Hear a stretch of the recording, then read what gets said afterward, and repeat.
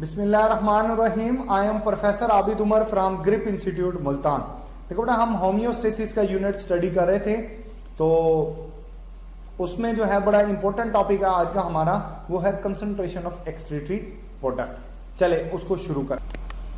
देखिए, सबसे पहले तो बेटा मैंने आपको बताया था कि नेफ्रॉन जो होता है ये दो तरह का होता है। एक नेफ्रॉन होता है, उसको कॉर्टिकल नेफ्रॉन कहा जाता है। क्या कहा जाता है? Cortical nephron. मैंने आपको कहा था कि जो कॉर्टेक्स के अंदर लाई करेगा ये कॉर्टिकल नेफ्रॉन है, ठीक है। और जिसका ज्यादातर हिस्सा मेडुला में लाई करेगा उसको आप बोलोगे जक्स्टा मेडुलरी नेफ्रॉन। ये जैसे आपको दिखाई दे रहा है, ठीक है। इनकी ये कॉमन कलेक्टिंग डक्ट है। ये बहुत सारे नेफ्रॉन की जो कॉमन डक्ट होती है उसको कलेक्टिंग डक्ट कहा जाता है।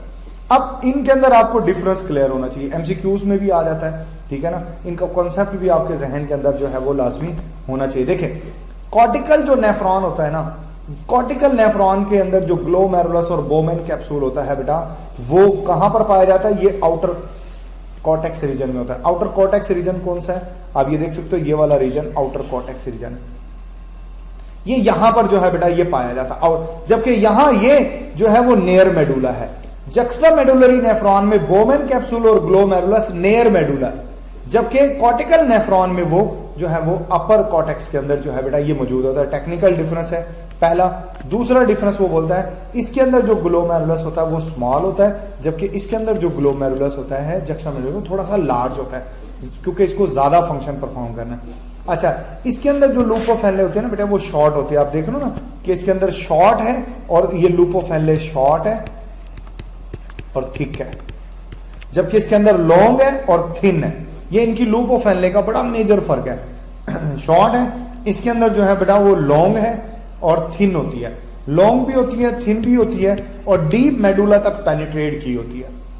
They are surrounded by only peritubular. इसमें सिर्फ पेरिट्यूबुलर कैपिलरीज होती है। इसमें पेरिट्यूबुलर कैपिलरीज भी होती है, उसके साथ साथ एक और जो है बेटा कैपिलरीज होते हैं, उसको कहते हैं वेजा रेक्टा।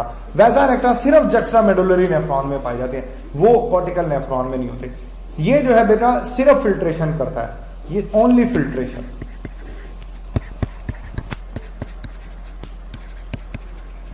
जबकि इसका जो मेजर रोल होता है वो कंसंट्रेशन के अंदर होता है, यूरिन को गाढ़ा बनाना, ठीक है ना। यूरिन को कंसंट्रेट करने का मतलब है कि सैल्यूट बढ़ा देना और वाटर की क्वांटिटी को कम कर देना, ये होता है कंसंट्रेशन, ठीक है ना। चले मैं आगे चल के और बातें बताता हूं आपको। देखिए, कंसंट्रेशन ऑफ एक्सक्रीटरी प्रोडक्ट की बात करते थे। जैसे अभी मैं आपको बता रहा था कि कंसंट्रेशन ऑफ एक्सक्रीटरी प्रोडक्ट से, एक्सक्रीटरी प्रोडक्ट से तो मुराद है वेस्ट। कंसंट्रेशन का मतलब है कि इसमें सैल्यूट जो है बेटा वो मोर हो, और जो सॉल्वेंट है, ठीक है ना, सैल्यूट इसके अंदर मोर हो जाए और जो सॉल्वेंट है वो इसके अंदर हो जाए लेस, यानी वाटर कम हो जाए और सैल्यूट की क्वांटिटी बहुत ज्यादा बढ़ जाए, तो इसको बोलते हैं कंसंट्रेशन।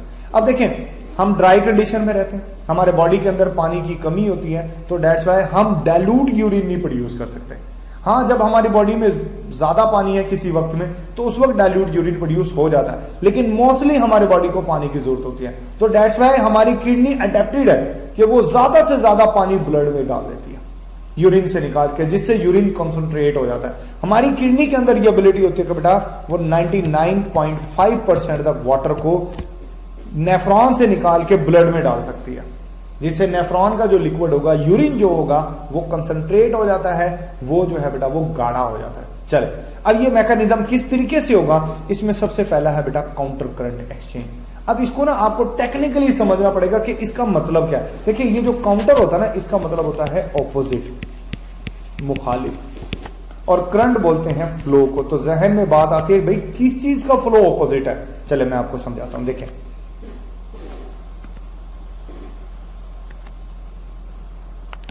देखो, फर्ज कर ले मैं एक नेफ्रॉन बना देता हूं। देखिए, just for example it is a nephron.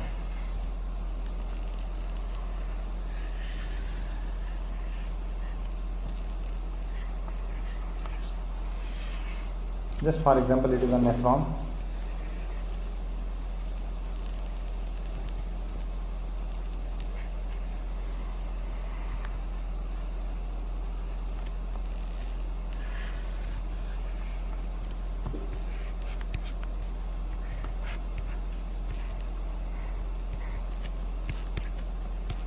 इसकी दूसरे साइड पे भी हो सकती है, ठीक हो गया। तो ये फर्ज कर ले एक नेफ्रॉन है, ठीक है। तो ये जो आप देख रहे हो इट इज अ, ये जो है बेटा ये आप यहां पर मैं इसको लेबल भी करूंगा, ठीक है ना। आपको पता है कि ये लूप ऑफ हेनले है, ये है ये वाला हिस्सा जो है, ये वाला हिस्सा जो है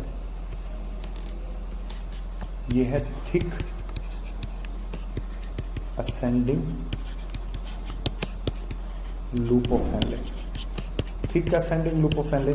और ये वाला हिस्सा जो है बेटे ये अगर आप लेकर चले जाओ तो ये थिन है, thin ascending loop of Henle, ठीक हो गया।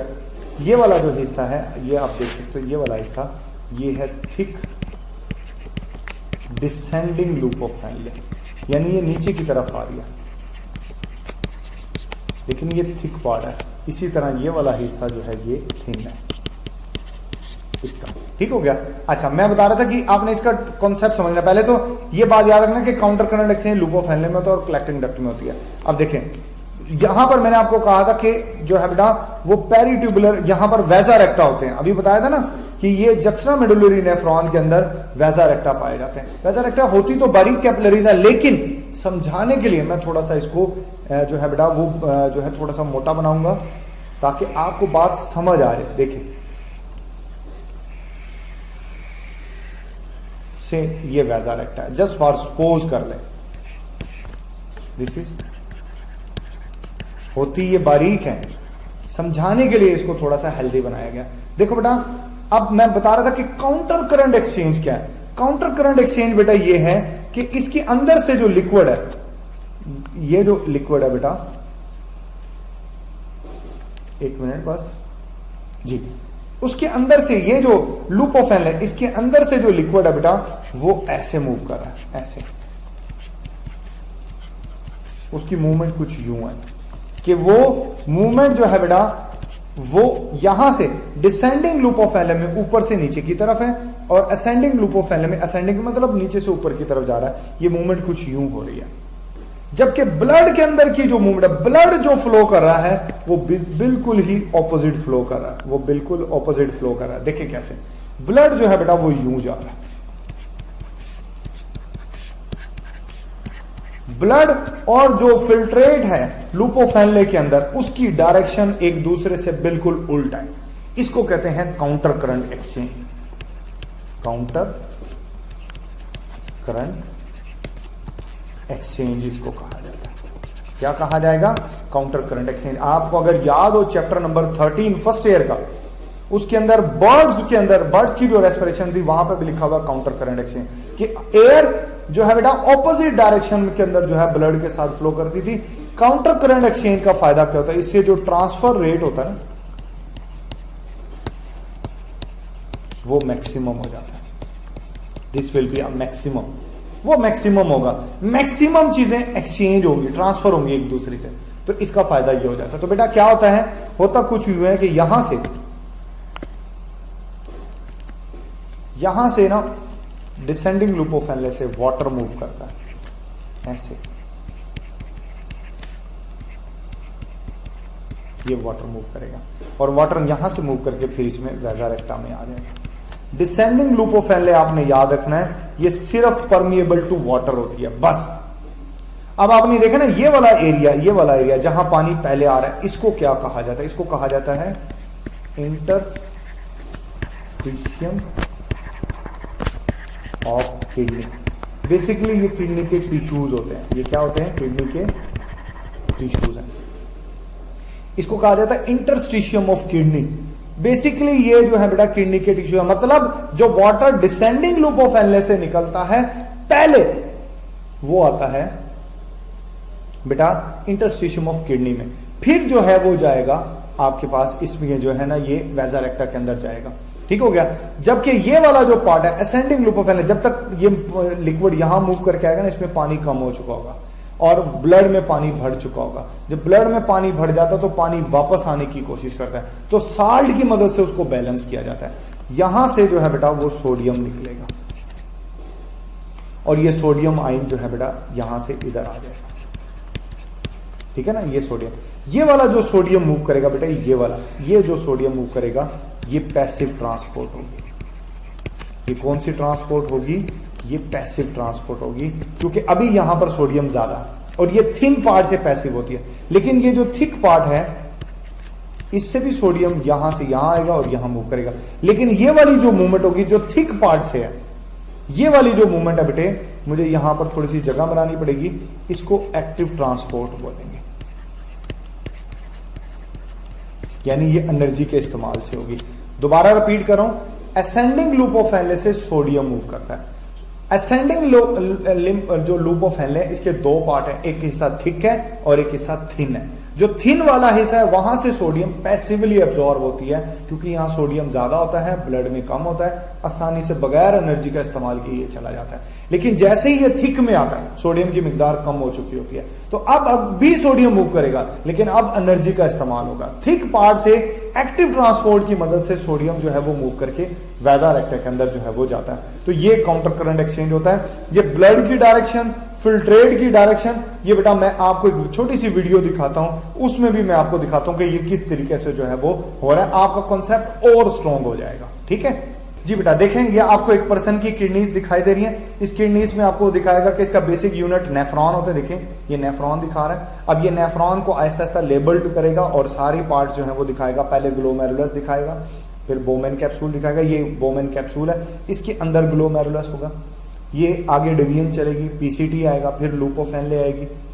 देखे ना, ये थिक और थिन पार्ट अलग अलग दिखा रहा है। असेंडिंग में थिक पार्ट ज्यादा होता है, थिन पार्ट कम होता है। डिसेंडिंग में थिक पार्ट कम होता है, थिन पार्ट ज्यादा होता है। अब ये नोट करें, फिल्ट्रेट जो है जो येलो कलर में वो ऊपर से नीचे की तरफ आ रहा है, जबकि ब्लड नीचे से ऊपर की तरफ जा रहा है। ये काउंटर करंट एक्सचेंज सिर्फ और सिर्फ लूप ऑफ हेनले में पाया जाता है। बाकी आप देख सकते हो कलेक्टिंग डक्ट के अंदर डायरेक्शन ऑफ ब्लड और फिल्ट्रेट की जो डायरेक्शन है वो सेम है।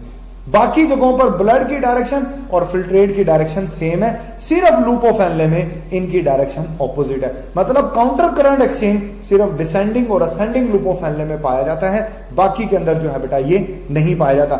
मैं दोबारा से रिपीट कर रहा हूं, जो डिसेंडिंग लूप ऑफ हेनले होता है ये परमिएबल टू वाटर होती है, यहां से पानी मूव करता है। जबकि ascending loop of Henle water से इम्परमिएबल होते हैं, वहां पानी नहीं मूव करता। वहां पर सिर्फ और सिर्फ बेटे जो है वो वहां पर सोडियम आयन जो है वो मूव करेगा। बाकी सोडियम आयन पीसीटी से भी एब्जॉर्ब होता है, लेकिन हमारे जो कंसर्न की बात है वो मैक्सिमम रीअब्जॉर्प्शन पीसीटी में होती है। हमारे जो कंसर्न की बात है वो हम काउंटर करंट एक्सचेंज की बात कर रहे थे। ठीक है ना, वो हम नोट करेंगे कि डिसेंडिंग और असेंडिंग में क्या हो रहा है। अब ये देख रहे हो, आपको दिखाई दे रहा है डिसेंडिंग के अंदर जो है वो मूवमेंट यहां पर जो है बेटा वो हो रही है। चल, ये कलेक्टिंग डक्ट से जो है वो मूवमेंट दिखाई दे रही है। चल, अगली बातें जो है बेटा मैं आपको दोबारा से जो है वो खुद से समझ जो है जी बेटा, ये जो है वो नेफ्रॉन के बारे में हम पढ़ रहे थे। काउंटर एक्सचेंज हमने समझ आ गया कि ऑपोजिट फ्लो होता है फिल्ट्रेट के अगेंस्ट, ये काउंटर करंट फ्लो कहलाता है। डिसेंडिंग में जो है वो वाटर एब्सॉर्ब होता है, जबकि असेंडिंग के दो हिस्से हैं, थिक और थिन। थिक में एक्टिव ट्रांसपोर्ट होती है सोडियम की, थिन में पैसिव ट्रांसपोर्ट होती है। ठीक हो गया, चले आगे चलते हैं। नेक्स्ट पार्ट जो है बेटा वो हम इसका स्टडी करते हैं। देखें, नेक्स्ट जो इसका मैकेनिज्म होता है बेटा वो है हार्मोनल। हार्मोन्स की मदद से भी मूवमेंट होता है। दो तरह के हार्मोन है, एक हार्मोन होता है बेटा एल्डोस्टेरोन और दूसरा होता है एडीएच। ये क्या होता है देखें, पहले तो आपने ये याद करना कि एल्डोस्टेरोन प्रोड्यूस कहां से, ये प्रोड्यूस होता है एड्रीनल कॉर्टेक्स से। अब ये एड्रीनल कॉर्टेक्स क्या होता है, देखो बेटा ये जो हमारी किडनी होती है ना, किडनी, इसके ऊपर, किडनी के ऊपर जो है बेटा वो एक ग्लैंड पाया जाता है।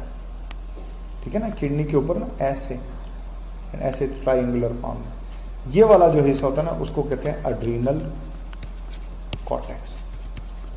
इसको क्या बोलेंगे, एड्रीनल कॉर्टेक्स। देखो बेटा एल्डोस्टेरोन क्या करता है, एल्डोस्टेरोन जो है ये सोडियम को एब्सॉर्ब करवाता है। ठीक है ना, किस चीज को एब्सॉर्ब करवाता है, they basically involve in sodium absorption, sodium ion absorption के अंदर ये इन्वॉल्व होता है। जब मैं एब्जॉर्प्शन की बात करता हूं तो मतलब नेफ्रॉन से ये ब्लड में जाता है। ठीक है ना, अब एक डायग्राम देखें, आप डायग्राम की तरफ मैं वापस जा रहा हूं। अब ये देखिए, ये जो सोडियम थिक से हो रही है ना, ये जो वो जो एक्टिव ट्रांसपोर्ट मैकेनिज्म से हो रही है। ठीक है ना, एक्टिव ट्रांसपोर्ट मैकेनिज्म से जो हो रही है, जो थिक पार्ट से हो रही है, बेसिकली ये एल्डोस्टेरोन डिपेंडेंट होती है। ठीक है ना, ये वाली जो सोडियम एब्जॉर्प्शन है बेटा ये किसकी वजह से हो रही है, ये एल्डोस्टेरोन की वजह से हो रही है। ठीक है ना, यहां से दोबारा बता रहा हूं, thick ascending loop of Henle से जो सोडियम एब्सॉर्ब होती है वो वाया एल्डोस्टेरोन होती है। एक्टिव ट्रांसपोर्ट होती है और एल्डोस्टेरोन भी उसके लिए लाजमी चाहिए होता है। चल आगे चलते हैं। अच्छा, उसके बाद दूसरा जो हार्मोन है बेटे वो है एडीएच हार्मोन। एडीएच हार्मोन को ना एक और नाम भी दिया जाता है, वैसोपेरेसिन भी इसको कहा जाता है। एमसीक्यूज में बात आ जाती है तो आपको याद रखनी है, वैसोपेरेसिन भी कहा जाता है। एडीएच बेसिकली दो पार्ट होते हैं बेटा जहां पर ये एक्ट करता है। आपको याद रखना कि एडीएच जो है नेफ्रॉन के दो हिस्से होते हैं जहां पर ये एक्ट करता है। ये डीसीटी पे भी, डिस्टल कन्वोल्यूटेड ट्यूब के ऊपर भी वर्क करता है, और ये कलेक्टिंग डक्ट के ऊपर भी वर्क करता है। ठीक है ना, दो जगहों के ऊपर वर्क करता है। और इसका काम क्या होता है? इसका काम दोनों में बेटे जो है वो इसका वर्क होता है वाटर रीअब्जॉर्प्शन। वाटर रीअब्जॉर्प्शन, और वाटर रीअब्जॉर्प्शन से मुराद है कि इन दोनों से पानी निकलकर ब्लड में चला जाए। कहां चला जाए?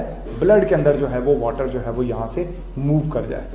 इसका मतलब ये है। अच्छा, ये यूरिन को और कंसंट्रेट बना देता, और गाढ़ा बना देता, क्योंकि उसमें से पानी निकाल लेता है। फाइनली आप जानते हो कि कलेक्टिंग डक्ट जो है वो किडनी की पेल्विस में ओपन होगी, और वहां से यूरिन जो है बेटा वो यूरिटर में चला जाता है, और यूरिटर से जो है वो फिर जो है ब्लैडर में जाएगा, और फिर वो बॉडी से बाहर निकल जाता है। तो एडीएच जो है बेटा ये जो है ये वाटर रीअब्जॉर्प्शन करता है डीसीटी से और कलेक्टिंग डक्ट से। फिर मैंने जैसे आपको बताया था कि आपको ये भी याद करना कि ये एडीएच कहां से प्रोड्यूस होता है। बड़ी इंटरेस्टिंग बात है, जानने वाली बात है, मैं आपको समझाता हूं। देखिए, ये जो एडीएच है ना, एडीएच, ये आपने इसके हवाले से भी दो बातें याद रखनी। ये होता है प्रोड्यूस फ्रॉम हाइपोथैलेमस, ये पैदा होता है हाइपोथैलेमस में। ठीक हो गया, ये बात याद रखनी है। बट स्टोर, मतलब हाइपोथैलेमस में से पैदा होने के बाद ये स्टोर होता है, किसमें? स्टोर एंड रिलीज, और बिल आखिर एंड में रिलीज होगा from posterior pituitary gland. Posterior pituitary gland, ये बात आपने याद रखनी है, भूलनी नहीं है। एमसीक्यूज के हवाले से बड़ी इंपॉर्टेंट है। फिर एक और बात आपको बताता हूं, जब बेटा एडीएच की डेफिशिएंसी हो जाती है, डेफिशिएंसी का मतलब है कि जब इसकी कमी हो जाती है, मतलब ये कम पैदा होता है, तो तब एक बीमारी होती है, उसको कहते हैं डायबिटीज इंसिपिडस। डायबिटीज इंसिपिडस है बेटा वो इसको कहा जाएगा। क्या कहा जाएगा? डायबिटीज इंसिपिडस इसको कहा जाता है। वो बीमारी का मसला हो जाता है। इसके अंदर जो है बेटा एक्सेस यूरिनेशन होती है, बहुत ज्यादा पेशाब आता है, एक्सेस यूरिनेशन होती है। ठीक है ना, क्यों? क्योंकि एडीएच ने वाटर जो है वो नेफ्रॉन से निकाल के ब्लड में डालना था। जब एडीएच नहीं है तो पानी नेफ्रॉन में ही रह जाएगा, ज्यादा डाइल्यूट हो जाएगा यूरिन, तो ज्यादा यूरिनेशन होगी। सेम प्रॉब्लम जो है एक्सेस यूरिनेशन का डायबिटीज मेलाइटस में भी होता है। शुगर की जो बीमारी होती है ना, सेम प्रॉब्लम उसके अंदर भी बेटा ये होता है। लेकिन शुगर के मरीज की इसकी वजह इंसुलिन की कमी है, इंसुलिन की डेफिशिएंसी है इसकी वजह एडीएच में है। मतलब दोनों का सिम्टम सेम है, डायबिटीज इंसिपिडस और डायबिटीज मेलाइटस का सिम्टम सेम है कि दोनों में एक्सेस यूरिनेशन होती है, बट उसकी वजह एडीएच की कमी है और इसकी वजह इंसुलिन डेफिशिएंसी या ब्लड में ग्लूकोज की मिकदार का बढ़ जाना है। यहां पर बेटे हमारा टॉपिक मुकम्मल हो गया।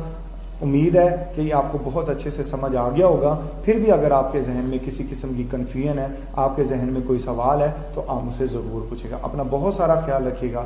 Thank you. अल्लाह हाफिज़।